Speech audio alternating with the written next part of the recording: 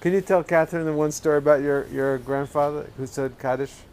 Oh yeah, that's interesting. I told which today is the memorial day of my grandfather, who died 57 years ago when he was 73. He came Wow. he came to Palestine in 46 after the war. He left Pinsk in Belarus shortly before the war to go and visit his brothers that were part of the big Jewish migration to America, and they were in business selling auto parts in the 30s in New Jersey and Boston. And once he was there, he had two daughters that came to Israel, to Palestine, from Zionist reasons, my mother and her younger sister. And the third daughter, with her husband and his wife, were left in Pinsk. And when the war came, in 42, they took them to the pits and shut them down, like they did in all Belarus. By the way, this is amazing. Someone in my family just did a family tree, and from that I learned that they executed my mother on December 30, on October 30, 1942. That's one day after my first birthday. Oh. So think about my grandmother who has a grandchild, first one. She never saw, and she's standing at the pits and they're going to shoot her down with her youngest daughter. Oh. That just got married, and she has a grandson that she hasn't seen. That's me.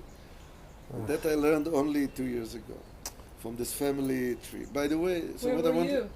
I was 1 year here. My mother was here, got married here, and got me here.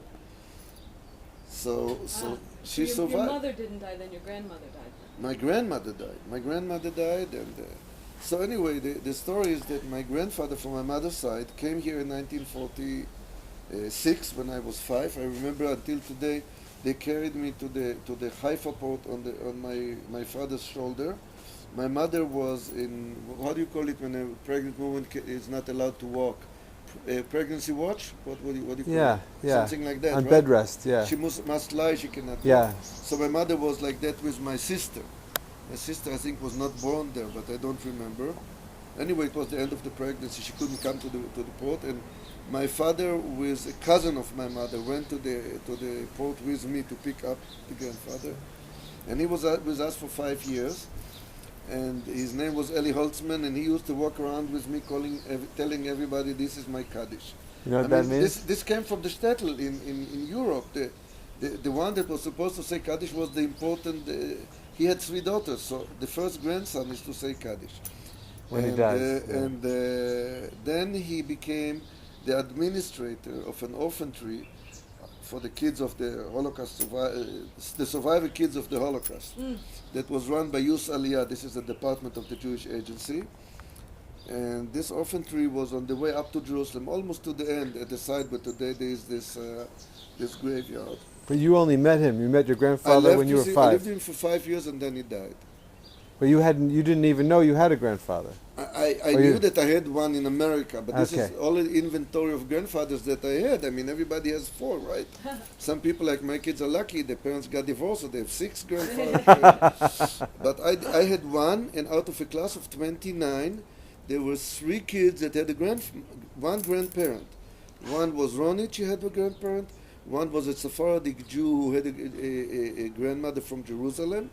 And I was the third one, and I had it only for 5 years, not all my life. He was not here before, and he wasn't here after. So what I'm telling you is So that all the other kids, their grandparents were killed. the all Ashkenazi kids, most of them Ashkenazi kids, and they all were demolished in the Holocaust. Our parents were people who chose to come here for Zionist reasons. That's why Earlier. they married and had kids, but this was the 600,000 Jews. This is what this country had when we started. So my parents were part of the 600,000 Jews. Today we're 6 million, but then it was 6,000 Jews. Wow. Anyway, the story is that he was the administrator of this orphanage, and he was 73 years old. And that morning he didn't feel well. And This he was is an Orthodox this is Jew.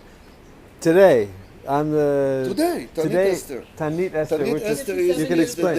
is the day that, according to the Megillah, the scroll of Esther, the Queen Esther made a fast because Haman said that the Jews are to be exterminated, or whatever the word is in English.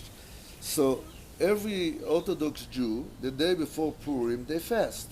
It's called Esther's fast. Ta'anit Esther. Ta'anit Esther. So, and in Yiddish they say Tanis Esther. So, he went to the doctor in the morning, and the doctor checked him up and said, "You're not okay, and I don't allow you to fast today, and you must eat."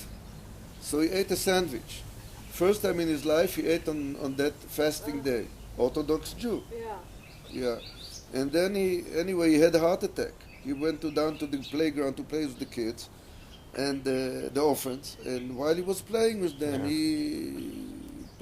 I'm telling you what I was told. Yeah. But he lied on the floor, and the people rushed to him and wanted to help him and this and that. And he said in Yiddish, his last words were, "God is upset with me because I ate on Esther's fast." And he died.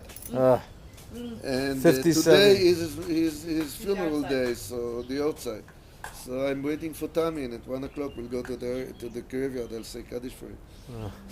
57 I'm doing times. it for 57 years. Amazing. But this is emotional because I remember him like today. You know what I mean? The grandfather that I had for 5 years. So sweet. Yeah, What was his name again? This is for people like you.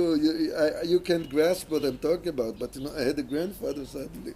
Yeah. In the 5th grade, suddenly he showed up. Yeah. After 5, when I was 5, he showed up.